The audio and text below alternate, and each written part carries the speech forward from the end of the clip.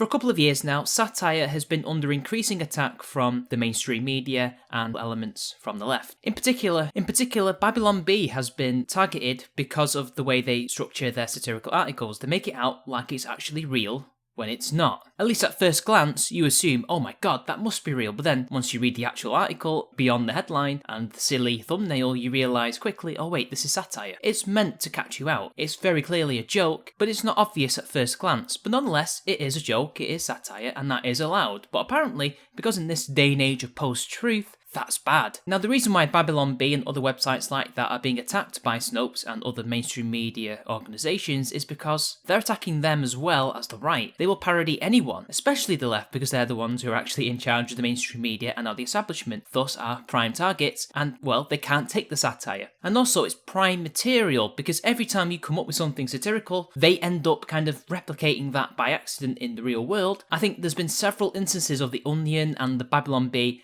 and other satirical websites like The Hard Times accidentally predicting what's going to happen in the future in regards to left-wing policy. But a meme trend from last year has provoked the ire of The Guardian, and that was, if any of you remember, it was the fake Guardian headlines meme, which was fantastic. This was basically a meme generator where you got a headline, and you could type in anything you want, and you had the picture of a Guardian journalist from anybody in particular. It could be Owen Jones, it could be Aaron Bastani, it could be literally anybody, and you could make your own satirical headlines. Sometimes it could border on, yeah, they could actually say that it's absolutely ridiculous, but it's still funny anyway. Well, The Guardian noticed that this meme generator went viral, and recently they decided to send a cease and desist notice to the website and try to copyright strike them. And this is from Press Gazette, and they say, Guardian takes legal action to shut down parody headline generator. The publisher of The Guardian has taken legal action to shut down the parody headline generator, which it claims has infringed its copyright by using photographs of its journalists and contributors.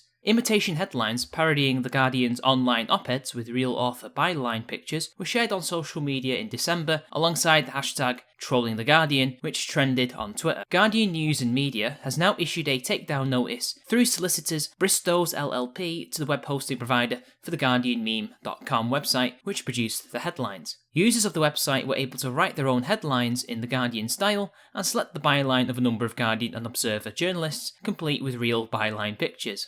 One of the spoof headlines that was shared on social media in July appears to have been taken as genuine by some. It featured politician David Lammy's byline and picture alongside the headline, "Let Sick be very clear on this, it's okay to be white is a Nazi thing. It will never be okay to be white on our watch." It was debunked by the Reuters fact-check team, who said it appeared to have been created using the fake headline generator website. This is what I mean by the recent trend in satirical websites and meme generators making things look real when they're actually not. And that's perfectly fine. That is something that is allowed, as far as I'm aware, when it comes to satire and comedy. For example, Chris Morris, the man who made Four Lions and also Brass Eye, famously in an episode of Brass Eye, Pedogeddon, he accidentally convinced a load of the British public that Pedogeddon was actually happening and that there was paedophiles everywhere. This was obviously a joke, it was satire. It was probably, if I remember correctly, a parody of Moral Panics that the news stokes, because for those of you who don't know, Brass Eye was basically a fake news programme, kind of like the BBC, maybe slightly more like ITV and Sky News,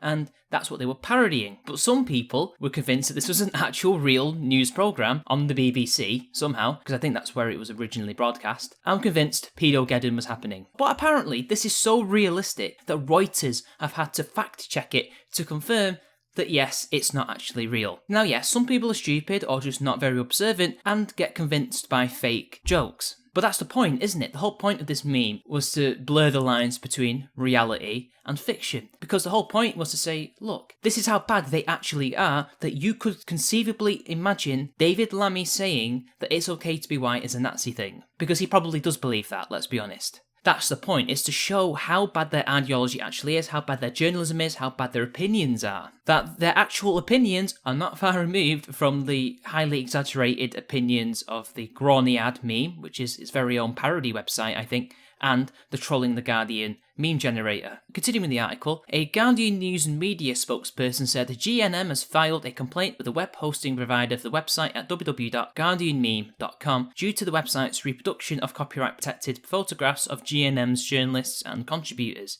Twitter account The Grognard, which tweets at Grognard meme and has nearly 20,000 followers, has shared G&M's legal letter in full online. The Grognard is a nickname coined by Private Eye, which dates back to a period when The Guardian had a reputation for typos. So that's where the Grognard comes from. I thought that was just people changing the words around. But hey, I didn't know it was Private Eye. The account appears to have also been targeted by lawyers in the belief that it was behind the fake headline generator website.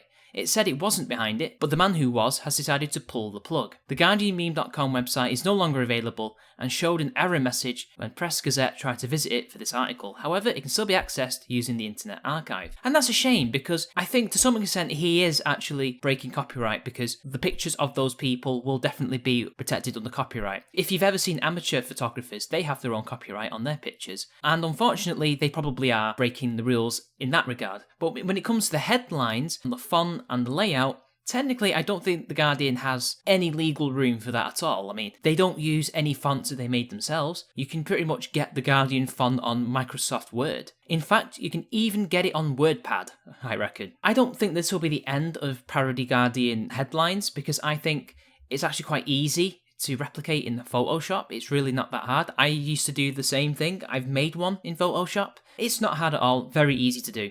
And I think they will just adapt the meme generator and use photographs that aren't protected in copyright, that are free to use, and I think there's nothing The Guardian can do. In their letter, G&M's lawyers listed byline pictures for 23 of its journalists and contributors, including Owen Jones and Carol Cadwallader. The lawyers called for the website to be shut down and for any details of the site's operator to be shared, so that if necessary, G&M can bring legal proceedings against them for copyright infringement. If the details are not shared, G&M could issue an application seeking disclosure of the information. In 2015, lawyers for The Guardian wrote to the martial arts Guardian, opposing the latter title's attempt to trademark its name. At the time, Press Gazette noted there were at least 50 publications in the UK with the name Guardian in the title. So this could easily be some scummy practices that The Guardian are trying to do. They're simply doing what a lot of companies do and are engaging in legal warfare against competition. In this case, it's ideological competition. They're lucky that they actually had a leg to stand on when it came to the pictures of the various Observer and Guardian journalists, which probably are protected under copyright. However, that was not really the reason why they did so, was it? They did that because, unfortunately for them, it wasn't helping their readership levels, wasn't it? To such destructive degrees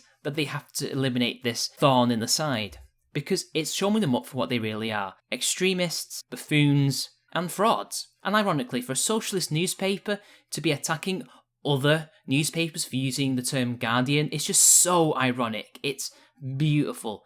It turns out they're really no better than the evil, greedy capitalists that they constantly denigrate on their website and in their newspapers constantly. But the thing is, it didn't just end there, for my friend Haryan Glaeddyv was also struck by The Guardian with a copyright strike. Now, for those of you who don't know, Haryan Glaeddyv hosts the live stream Laughing at The Guardian, which is pretty self-explanatory. He gets a load of Guardian articles and laughs at them and debunks them. Now, the copyright strike was actually not due to him responding to their articles, but because he responded to their videos, because The Guardian also has a video channel on YouTube, and according to the Guardian employee that striked his channel, it was because he used a majority of their video, and apparently that doesn't come under fair use. But of course, it does come under fair use because it's for commentary purposes only, and I'm pretty sure that Haryan Glaeddyv will have made sure that he made enough commentary as possible in order to get past the fair use threshold. But according to UK law and even the YouTube terms of service, you can't actually use the full video for your purposes. So they have no leg to stand on from this regard, but because Haryan is a small YouTuber, there's nothing he can really do,